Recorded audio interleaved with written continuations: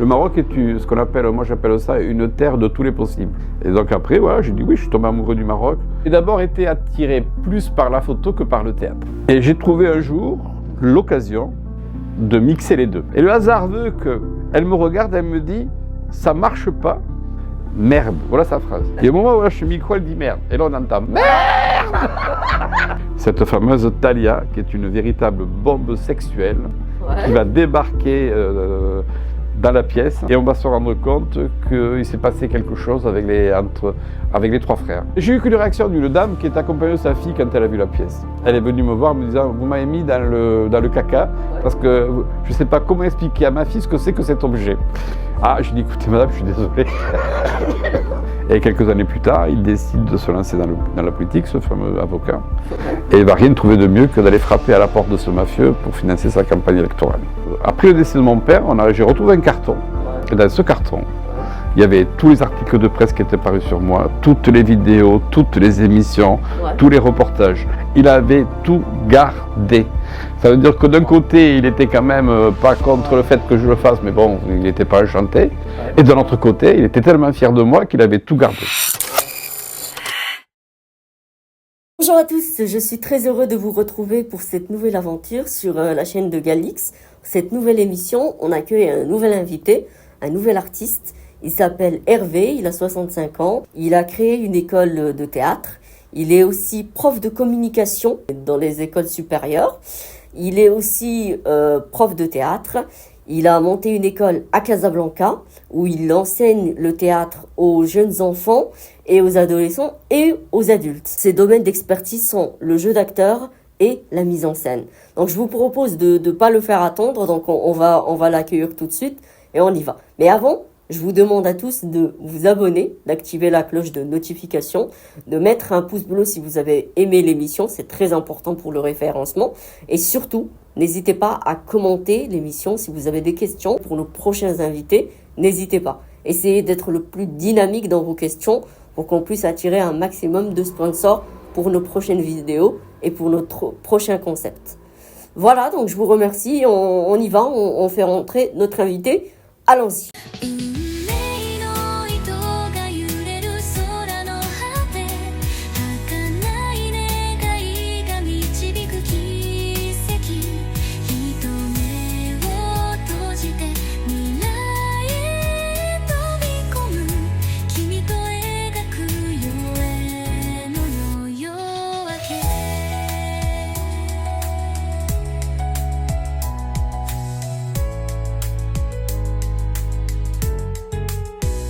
Bonjour Hervé.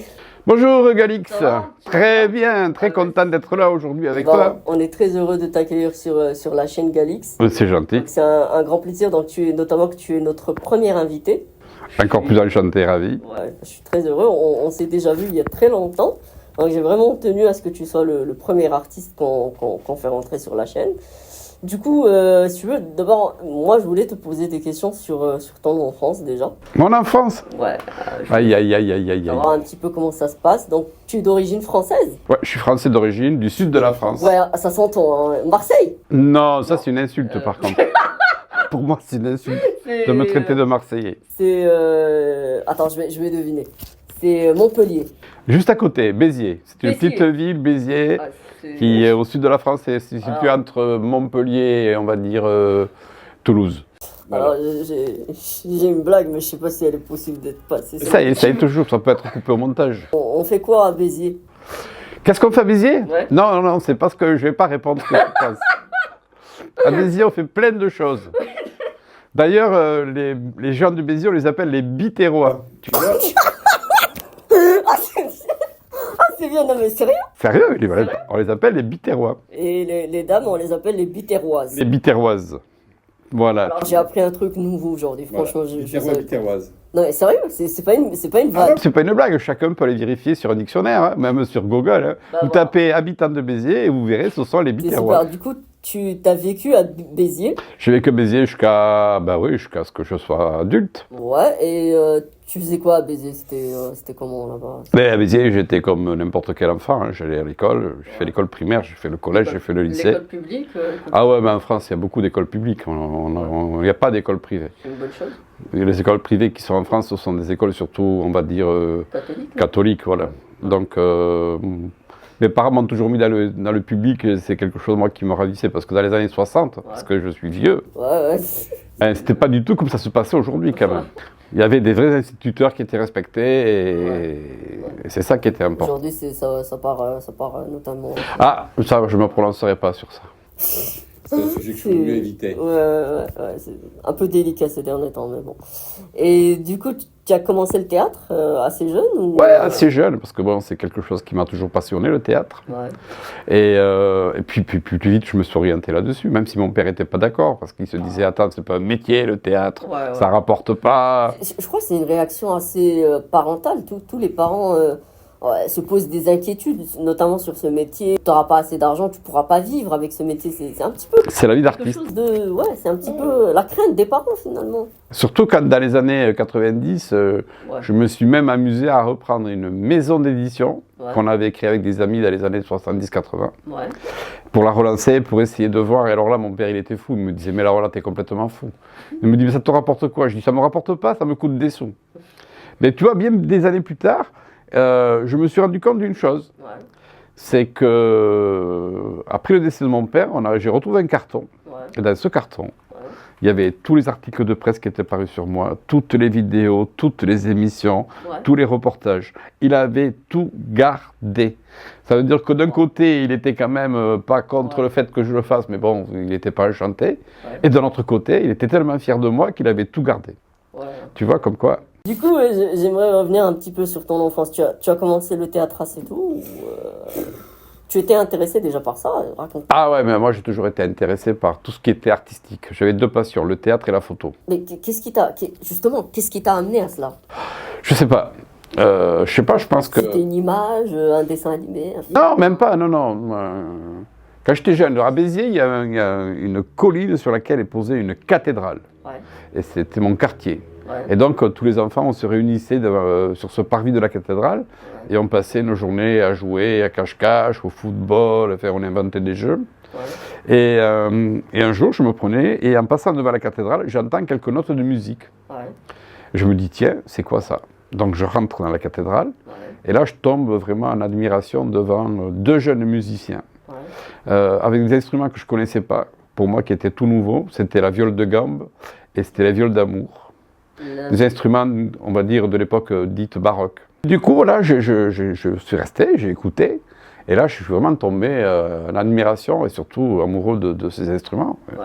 Et au fil en aiguille, c'était deux jeunes étudiants, enfin deux jeunes professeurs de musique qui étaient originaires de Béziers, qui étaient partis à Paris faire leurs études et puis qui étaient restés à Paris pour enseigner la musique.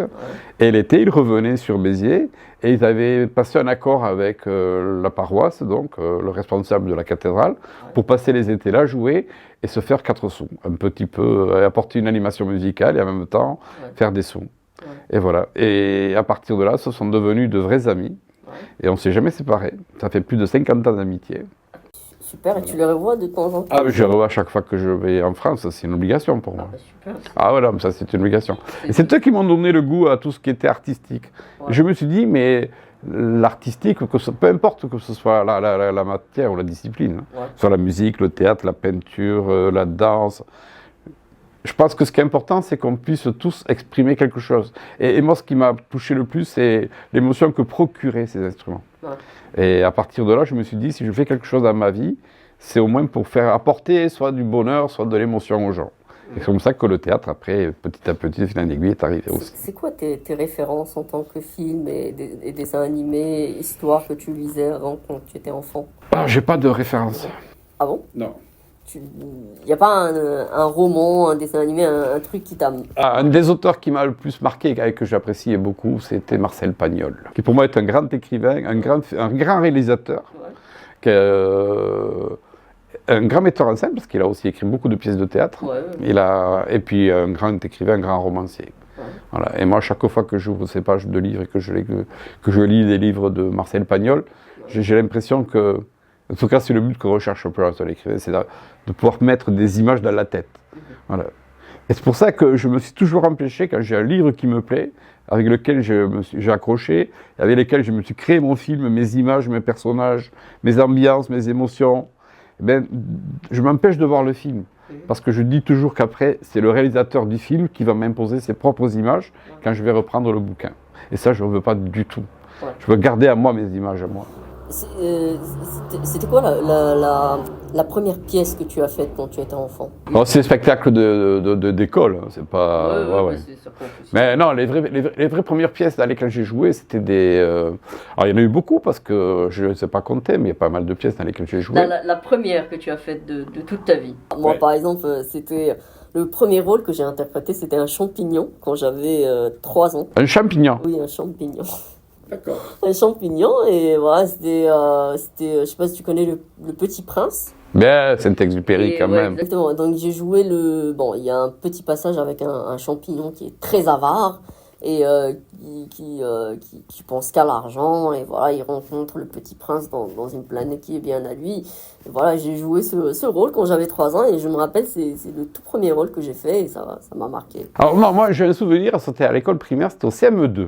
C'était la fin de l'année, et donc on avait fait un petit spectacle, et on avait chanté une chanson de Hugo Frey qui s'appelait « Adieu monsieur le professeur ». Moi j'étais tellement content de quitter l'école primaire et de rentrer dans la grande école, le collège. Et donc je chantais sur une chanson avec beaucoup de cœur et beaucoup de très content. Et puis, il y a, parce que la cour, il y avait des platanes, et il y a un petit truc de platane qui est tombé dans l'œil. Ouais. Ça m'a irrité, et l'œil donc commençait à pleurer. Et les gens ont cru que je pleurais parce que j'étais ému par rapport à la chanson qu'on était en train d'interpréter. Ouais. Et voilà, donc tout le monde a dit « Oh, il ne faut pas te pleurer, ne t'inquiète pas, tu reviendras nous voir ». Alors que je n'avais pas du tout envie de les revoir. Tu vois, voilà. C'est une coïncidence de ouf. Ouais, c'est un truc de malade. Après, les pièces, moi je me souviens, c'était surtout des visites qu'on appelle théâtralisées. Ouais. Voilà. C'est-à-dire qu'il y a des offices de tourisme qui organisent des visites. Ouais. Et puis, ces visites sont théâtralisées. C'est-à-dire qu'au lieu qu'il y ait un guide qui amène le public, eh ben, c'est plutôt des comédiens qui accueillent les publics et qui vont rejouer sur place des scènes qui ont existé durant le passé ou durant l'histoire de la ville ou du quartier. Voilà. J'ai d'abord été attiré plus par la photo que par le théâtre. Ah, ok. Voilà. Ouais. Et j'ai trouvé un jour l'occasion de mixer les deux. Ah oui? Ouais. Parce que voilà, j'ai commencé à enseigner la photo. Il y a eu dans les années 80 la réélection de François Mitterrand. Ouais. Et Jack Lang, qui était déjà préalable ministre de la Culture, se retrouvait avec à ce moment-là la double casquette. Ouais. Ministre de l'Éducation nationale, ministre de la Culture. Ouais. Et donc, en ayant cette double casquette, il a fait en sorte de créer des ponts entre les deux ministères, c'est-à-dire comment faire rentrer la culture à l'école. Et à cette époque, il a créé ce qu'on appelait des APAM, c'est-à-dire des ateliers de pratique artistique en milieu scolaire. Ouais. Et donc moi, dans les années 80, j'ai réussi à obtenir un agrément du ministère de la Culture, et je suis intervenu en tant que photographe, pour pouvoir travailler dans les écoles. Sachant qu'en plus, c'était l'année où il y a eu une manne financière qui a coulé de partout, parce que on allait vers le bicentenaire de la Révolution française, 1989. Ouais. Voilà. Et donc, j'ai eu 2 opportunités pour pouvoir monter des projets autour de la photographie. Et c'est comme ça que j'ai intégré les écoles primaires. Et donc, voilà, comme ça, je suis arrivé. Et je me suis dit un jour, comment je peux faire comprendre la photographie à des élèves, parce que c'est quand même pas un truc facile. Et donc l'idée m'est venue de personnifier toutes les parties de l'appareil photo. Ouais. C'est-à-dire que je me suis retrouvé avec des personnages comme Mademoiselle Pellicule, Maître Diaphragme, Monsieur l'Obturateur, et petit photon qui rentrait dans cet appareil et qui nous expliquait comment. Et à partir de là, ça m'a donné l'idée d'écrire un spectacle autour de la photographie. Si, mais c'est génial. Bah oui, bien sûr que c'est génial. Et c'était sur un thème humoristique, j'imagine. Humoristique, je sais pas. Non, c'était très sérieux. Ah, bah écoute, moi en tout cas, cela m'a fait rire. Le génial, c'est qu'on avait trouvé une idée avec un collègue, c'était de pouvoir, parce que la difficulté pour faire des développements à l'époque en argentique, c'était le labo photo. Parce que c'était très difficile à des gamins de rentrer dans le noir. On ne peut pas rentrer nombreux, il y a des produits chimiques, il y a des produits dangereux, il y a des manipulations qu'il faut faire. Et donc, on avait trouvé le moyen, on avait fabriqué un labo photo qui pouvait être utilisé en classe en plein jour. On l'avait équipé de ce qu'on appelle d'un papier inactinique, c'est-à-dire qui reste indifférent à la lumière. On avait une colonne qui nous permettait de fixer l'agrandisseur. Et puis après, on avait un peu comme dans les films, quand on voit les gens qui manipulent des objets avec des gants. On avait fait ça avec des gants MAPA, des gants de lessive. Et puis on avait percé, et voilà. Et c'était comme une grande vitrine qu'on avait mise. Et on avait nos bacs qui étaient là, installés. Et chaque fois qu'un gamin faisait une photo, il passait la main, il mettait la photo, il reprenait. Hop, hop, hop, hop. C'est génial. Ouais, c'était génial. C'est génial. Et du coup, après cela, qu'est-ce que tu as voulu faire quoi après? Et après, alors j'ai eu une opportunité énorme. En 95, c'était sur Arles. Arles, qui est la capitale de la photographie. Ouais. Voilà. Et là, on m'a donné carte blanche pour monter mon vrai spectacle autour de la photographie. Ouais. Et ça s'est fait l'éveil des rencontres photographiques d'Arles, qui est vraiment un événement d'envergure internationale. Ouais. Et là, je l'ai fait avec plus de 120 élèves qui sont montés sur scène. Et donc, on a joué, là j'ai écrit complètement, j'ai bien travaillé, on a réécrit le spectacle et on l'a joué devant ces 3000 personnes, veille des rencontres photographiques, avec des moyens énormes, puisqu'on a fait ce spectacle dans le théâtre antique d'Arles, avec un styliste pour les costumes. Enfin, on avait... voilà. Ben, du coup, il y a eu beaucoup plus de budget, j'imagine, beaucoup plus de spectateurs, et il y avait une grande pression, j'imagine. Pression? Non, moi je ne sais pas ce que c'est la pression. Ah ouais? Non. T'es assez zen dans... Ouais, très zen. Ouais. C'est quoi ta méthode en fait? Pour être zen? Ouais. Je sais pas, il n'y a pas de méthode. Non, mais il n'y a pas de... Non, il n'y a pas de méthode. Pour être zen, je pense que... Ah, parce que j'en connais plusieurs qui seraient stressés de jouer devant même des grands acteurs. Hein. Non, moi c'était chouette. En plus, ce soir-là, c'était trop bien parce que il y avait un genre de rampe qui montait, parce que le théâtre antique d'Arles, il est magnifique. Ouais. Et donc, tu as les deux colonnes qui sont restées centrales. Ouais. Tu as un gradin qui peut compter jusqu'à 5000 personnes. Ouais. Une acoustique merveilleuse. Et donc, le spectacle démarrait, parce que c'était une voix off. Donc, il y avait une jeune fille qui était habillée en toge blanche, qui montait la rampe, comme ça, qui apparaissait entre les deux colonnes. Ouais. Elle était équipée d'un micro, donc cravate. Ouais. Et donc, la musique démarrait et elle racontait l'histoire. Ouais. Et donc, on lance la musique, la gamine arrive, elle avait, je sais pas, 10-11 ans, elle arrive entre les deux colonnes, elle commence à parler, et aucun son ne sort de sa bouche. Affolement général. Alors moi, j'étais en bas, donc j'étais mon casque en contact avec la régie. La régie qui me dit « Hervé, je ne comprends pas, il n'y a pas le son. » Je dis « Pourtant, c'est moi qui ai branché son micro, il doit marcher, il n'y a pas de problème. » « Je te jure que non, il ne marche pas, il ne marche pas. » Alors je m'approche d'elle, je rampais, je lui faisais des signes comme ça. Puis à un moment donné, elle me voit, parce qu'elle me voit quand même. La pauvre, elle était toute affolée. Et alors, et là, je me rends compte qu'elle elle était tellement crispée, elle avait tellement peur, qu'elle tenait le micro comme ça, et c'est elle qui empêchait le son de passer. Et le hasard veut qu'elle me regarde, elle me dit « Ça marche pas. Ouais. » Merde, voilà sa phrase. Ça marche pas, ça s'entend pas. Ah ouais. Et au moment où là, je suis micro, elle dit merde. Et là, on entend merde. C'est le mot magique au théâtre, ouais. Le mot merde. Et du coup, est-ce que les gens croyaient que ça faisait partie du spectacle? Non, mais personne n'a cru, mais c'était génial. C'était un grand moment de théâtre. Mais ça, j'en reparlerai, parce que si tu veux, si un jour on fera une autre émission, si tu veux, là-dessus. Moi, j'aimerais qu'on revienne sur une anecdote. La dernière fois que je t'avais rencontré, tu avais fait une pièce de théâtre. Et il y a une scène qui était assez compliquée à faire. Un instrument pour adultes. J'aimerais beaucoup que tu le racontes. C'est quoi ça? Je m'en souviens pas du tout. Bah, tu avais une pièce de théâtre avec, je crois que c'était des adolescentes. Ouais. Et il y avait un moment où elles devaient tenir un dans les mains. Non, c'est pas des adolescentes, c'était des adultes là. Ah, c'était des adultes. Ah là, jamais je me permettrais de faire avec des adolescentes. Et du coup, moi, j'aimerais juste que tu nous racontes cette... Ah, mais ça, c'est une des pièces que j'ai mises en scène ici au Maroc. Ouais. Et cette pièce s'appelait Affole la caisse. À fond la caisse. C'est des histoires de caissière Ouais. dans un supermarché, c'est la salle de repos. Ouais. Il y a la chef caissière qui est là, c'est du crêpage de chignon pendant 2 heures. Ouais. Et puis il y a une vengeance qui fait, il y a on va dire des saloperies qui vont se faire entre caissières. Ouais. Et il y en a une pour se venger de l'autre, va glisser dans son placard. Et donc les filles m'ont dit, Hervé, tu comprends, on est au Maroc, c'est quand même pas un objet facile à utiliser. Et moi je dis non, justement, il ne faut pas le censurer, il faut le garder. Non seulement on va le garder, mais on va le mettre même en valeur. Ouais. Et donc la chef caissière qui trouve l'objet, le garde dans la main et ça les servit comme un micro pour interviewer toutes les filles. C'était quoi la réaction des comédiennes et du public surtout? Surtout le public, parce que les comédiens, à force de répéter avec... Non, non, mon cher ami, mauvaise pensée. Il n'y a pas eu un tour de rôle pour le prendre chez elle 1 fois par semaine. Et du coup, le public, sa réaction, c'était quoi? Ben, j'ai eu qu'une réaction d'une dame qui est accompagnée de sa fille quand elle a vu la pièce. Elle est venue me voir me disant, vous m'avez mis dans le caca, parce que je ne sais pas comment expliquer à ma fille ce que c'est que cet objet. Ah, je dis, écoutez madame, je suis désolé. Bah, écoutez, c'est un objet c'est un objet.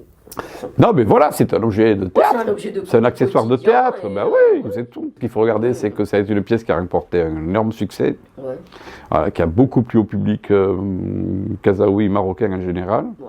Et du coup, on a enchaîné après avec une autre pièce qui s'appelait Les Belles-Mères. Ouais. Alors là, pareil, non, Les Belles-Sœurs, pardon, pas Les Belles-Mères, Les Belles-Sœurs.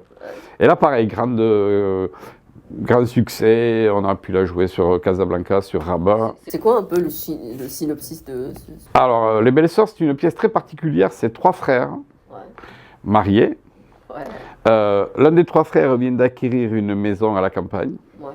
Il invite donc ses 2 autres frères avec leurs épouses respectives à ce qu'on appelle pendre la crémaillère, c'est-à-dire inaugurer la maison. Ouais. Et la surprise de la soirée va être que la femme de celui qui a acheté la maison, Nicole, a rien trouvé de mieux que d'inviter la secrétaire de son mari, Francky. Ouais. Cette fameuse Talia, qui est une véritable bombe sexuelle, qui va débarquer dans la pièce. Ouais. Et on va se rendre compte qu'il s'est passé quelque chose avec les 3 frères, voilà, à tour de rôle. Et donc elle est venue ce soir-là pour régler ses comptes. Et quand elle règle ses comptes, elle s'en va. C'est chaud, voilà. Les gens étaient morts de rire, ils ont apprécié la pièce. Ouais. Mais ça reste, c'est bien écrit. C'est un auteur qui écrit, Eric Assous, qui écrit ses textes avec beaucoup de finesse. Donc il n'y a aucune vulgarité, il n'y a aucune grossièreté, ça passe très bien. C'était humoristique, j'imagine ou... Hyper humoristique, les gens étaient morts de rire. La dernière pièce que j'ai mise en scène, qui est une création, pour moi qui l'ai écrite, c'est un auteur qui s'appelle Grégoire Chaste. Ouais. Et c'est une pièce, alors on a complètement changé de registre pour une fois, on n'est plus dans l'humour, on est dans le sérieux. C'est une pièce à suspense. C'est l'histoire d'un avocat ambitieux qui, durant sa première année d'activité, s'est retrouvé commis d'office pour défendre le fils d'un des mafieux de sa région, avec lesquels il a plus ou moins sympathisé et a continué à travailler avec. Et quelques années plus tard, il décide de se lancer dans la politique, ce fameux avocat, et il ne va rien trouver de mieux que d'aller frapper à la porte de ce mafieux pour financer sa campagne électorale. Et à partir de là, il va se passer plein de choses. De la vengeance, de la trahison, de la rancune, de la jalousie. À un moment dans ta vie, tu vas tout lâcher, tu vas lâcher la France et c'est tes mots. Tu es tombé amoureux du Maroc. J'aimerais bien que tu nous expliques ce terme, tomber amoureux du Maroc. Ça Tomber représentait amoureux du Maroc. quoi pour toi? Pourquoi pas tomber amoureux d'une Marocaine? Tu vois, même le cadreur, il rigole.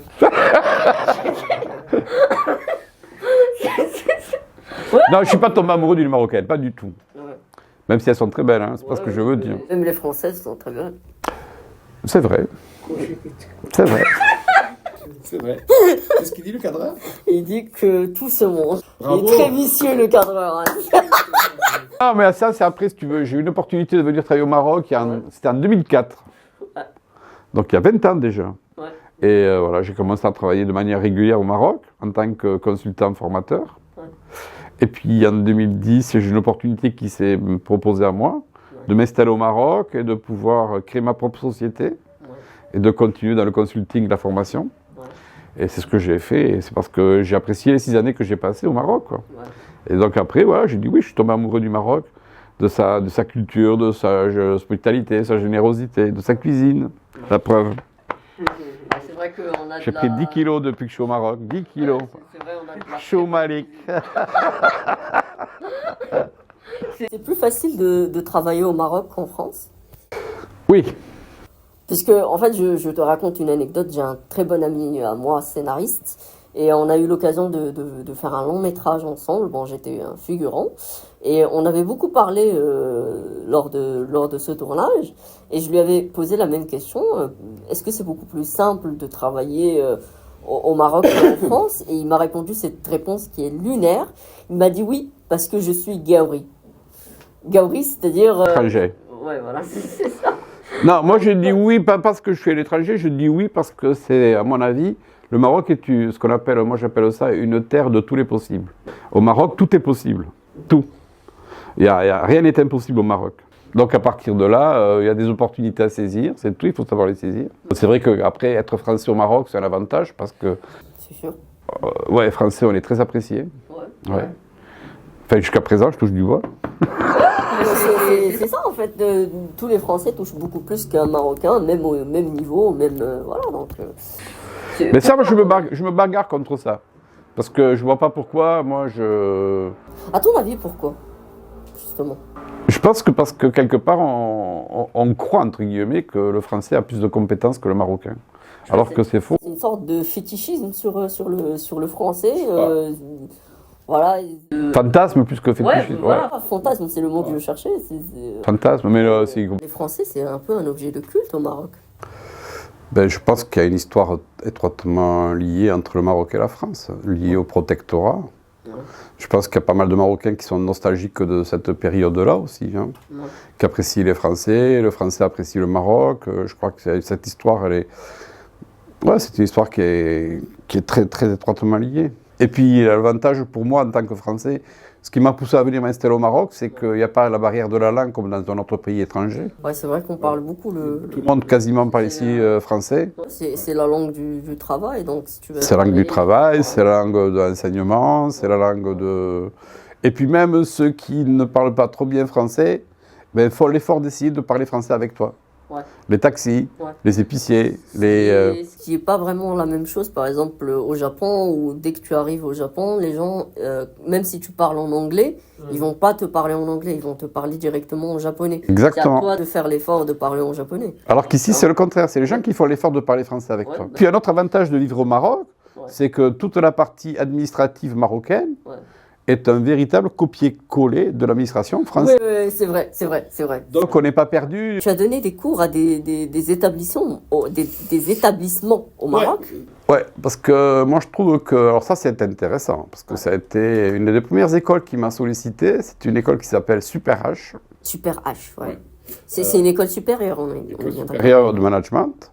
Et cette école, donc, qui était dirigée par son fondateur, qui s'appelait je crois que c'était Abdelhak Moutawakil. Et lui, il a tout de suite pressenti l'intérêt d'intégrer dans un cursus universitaire entre guillemets, des cours de communication, d'expression orale et de théâtre. Parce que c'est bien chouette d'avoir une tête bien remplie, mais à un moment donné, il faut à un moment être capable aussi de pouvoir se vendre sur le marché du travail. Ne serait-ce aussi que pour soutenir les rapports de stage, soutenir les mémoires de licence et les mémoires de master. Donc on fait beaucoup appel à l'oral aujourd'hui.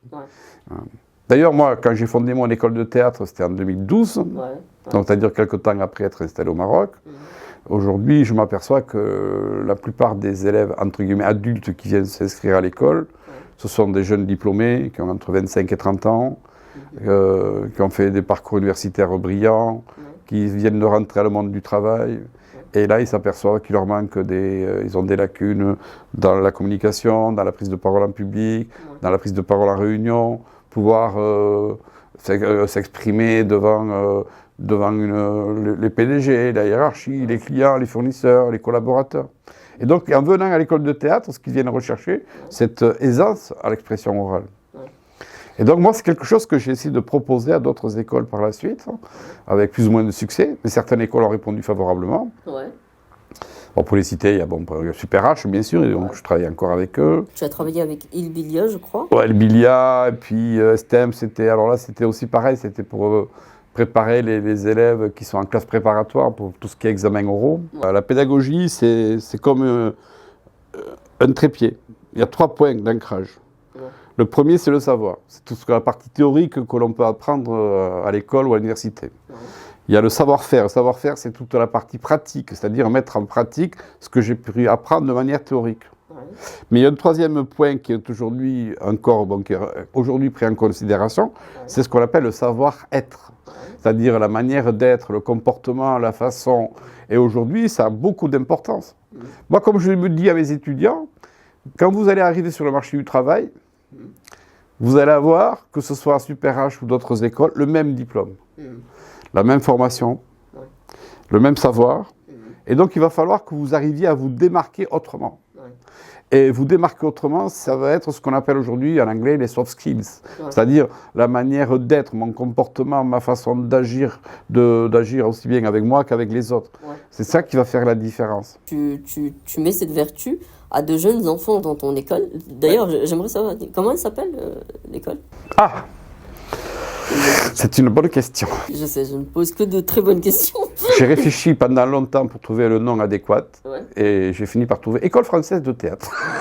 Voilà. C'est original. C'est très original. Très original. On voit l'effort fourni pour trouver le nom. École française de théâtre, donc, qui commence à accueillir les enfants à partir de l'âge de 6 ans. Tu as vraiment voulu transmettre ça à partir de l'âge de 6 ans. Oui.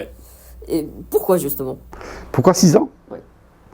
Parce que 6 ans, pour moi, c'est le bon moment, c'est-à-dire que les enfants commencent à rentrer à l'école primaire. Ouais. Donc c'est là où ils apprennent à compter, à lire, à écrire. Et que quand on fait du théâtre, on ne le fait pas uniquement que sur de l'improvisation, on le fait aussi à partir de textes. Et qu'à 6 ans, l'enfant commence à devenir lecteur et à comprendre un peu ce qu'il lit. Donc c'était tout l'intérêt de commencer à 6 ans. Voilà, c'est tout. Tu ne fais pas que ça, tu as des enfants, tu as des adolescents. Alors, j'ai des enfants, des adolescents, des adultes. Voilà. Tu as même des personnes en situation de handicap. J'avais. Tu avais ? Oui, j'avais. Pour quelle raison tu n'as plus ? Mais parce qu'ils n'ont pas repris contact avec moi pour l'instant, mais ça va venir. D'accord, mais tu n'as aucun souci avec cela. Ah, mais moi, aucunement. Hein. Mais il y a un handicap. Moi, je travaillais avec des enfants autistes, par le biais d'associations marocaines qui s'occupent d'enfants en difficulté. Mais c'est un travail extraordinaire qu'on fait avec eux. Parce que, comme moi je dis toujours, c'est pas parce qu'ils n'arrivent pas à parler qu'ils ne s'expriment pas. On peut s'exprimer autrement qu'avec la parole, on peut s'exprimer avec le corps, avec une gestuelle, avec un regard. Et ces gamins ont besoin aussi de pouvoir s'exprimer, s'éclater. Qu'est-ce que tu penses aujourd'hui du langage des jeunes ? Le langage des jeunes sur les réseaux sociaux, par exemple. Puis, en général, tu vois, maintenant, on a introduit des mots arabes dans le langage français. Est-ce que tu penses que c'est une richesse en soi ? Oui et non. Oui et non. C'est particulier parce que, moi qui suis spécialisé à la communication orale, donc déjà expliquer ce que c'est qu'un langage, parce qu'il faut expliquer ce que c'est qu'une langue. Comment fonctionne la communication ? Au départ, qu'est-ce qu'on a ? On a une idée, on a un concept, on a quelque chose de très abstrait. La communication de base, elle remonte à très très longtemps. Ça remonte à peu près à 2 millions d'années. Bon, on n'a pas encore des preuves scientifiques, parce qu'il n'y a pas d'enregistrement, par contre, comme aujourd'hui. Mais on pense que oui, le langage est né comme ça. Une théorie qui vaut ce qu'elle vaut. Hein. Imaginons qu'on soit 2 hommes préhistoriques, toi et moi. Et qu'à un moment donné, moi je marche dans la savane et je trouve un arbre à fruits. Donc je viens te voir et je vais te dire boum, boum, boum, boum. Voilà. Et cet arbre-là va prendre un nom. Par exemple, boum, boum, boum. Et puis au fur et à mesure que le langage va, ça va devenir baobab. Enfin, j'exagère, je prends un truc en tout cas. Mais on part que le langage est parti comme ça. Est parti déjà d'un langage gestuel et qui a été accompagné après d'onomatopées qui sont transformées en mots. C'est pour ça qu'on continue à parler avec le gestuel toujours. Ça nous vient, ça, des hommes préhistoriques. Le premier enregistrement, je ne sais pas si tu le savais, au monde, c'est un enregistrement français. Et c'est une chanson, c'est Au clair de la lune. Ah bon ? Oui. C'est des enregistrement sonore ? Oui, c'est le premier enregistrement qui a été fait au monde. Donc, j'ai pas la date précise, mais vous pourrez faire les recherches si vous voulez. C'était Au clair de la lune, donc voilà. petite dédicace aux Français.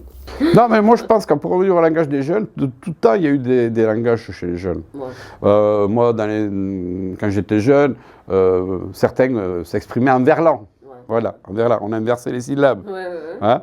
Et puis il y a des langages bon, spécifiques à certaines j'allais dire catégories, par exemple les bikers avaient leur propre langage.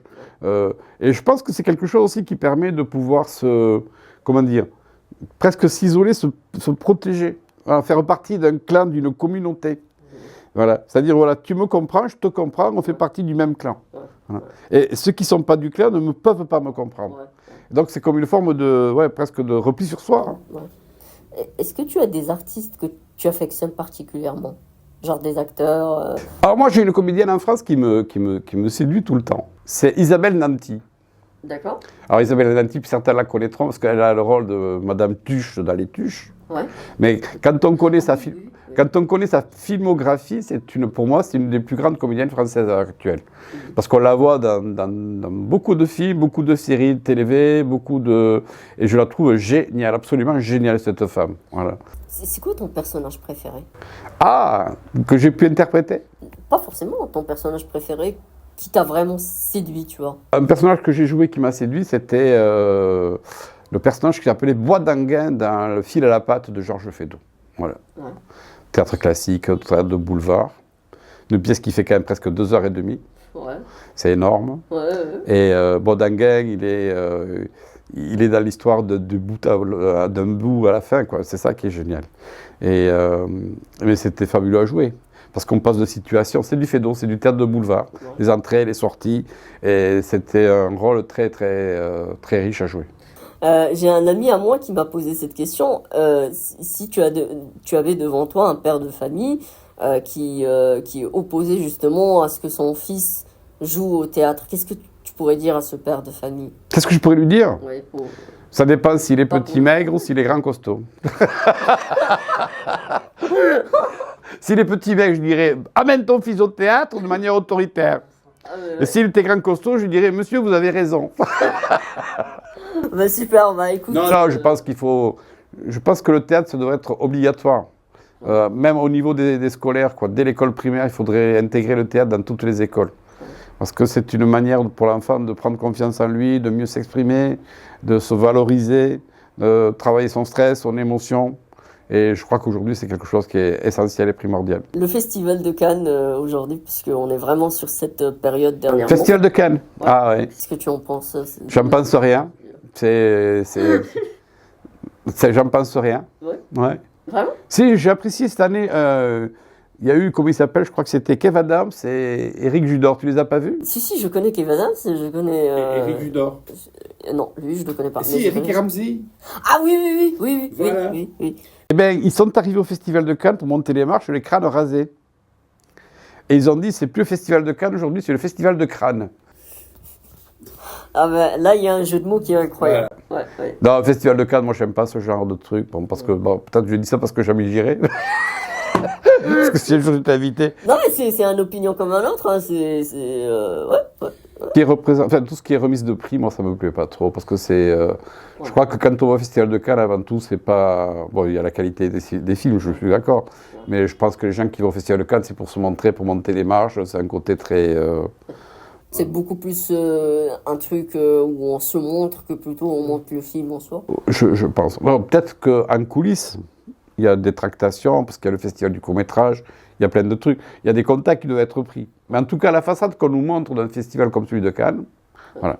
Bah écoute, Hervé, j'étais très heureux. Pareil, plaisir partagé. Et j'espère qu'on aura l'occasion encore de te recevoir sur notre chaîne Galix. Alors la première est gratuite, la seconde est payante. Vous l'avez entendu, alors je profite de cette incroyable passe que m'a donné Hervé. N'hésitez pas à vous abonner, n'hésitez pas à commenter pour que nos futurs sponsors puissent voir comme quoi on est engagé sur ce contenu et qu'on puisse aller de l'avant justement pour évoluer justement, voilà, et payer notamment le cadreur qui est derrière. Voilà, je n'ai rien dit. Voilà, donc je te remercie. Qu'ils puissent manger. Et se marier. C'est... Je te remercie beaucoup, Hervé. Avec Ça a plaisir. été un très grand plaisir et je compte vraiment te revoir très prochainement.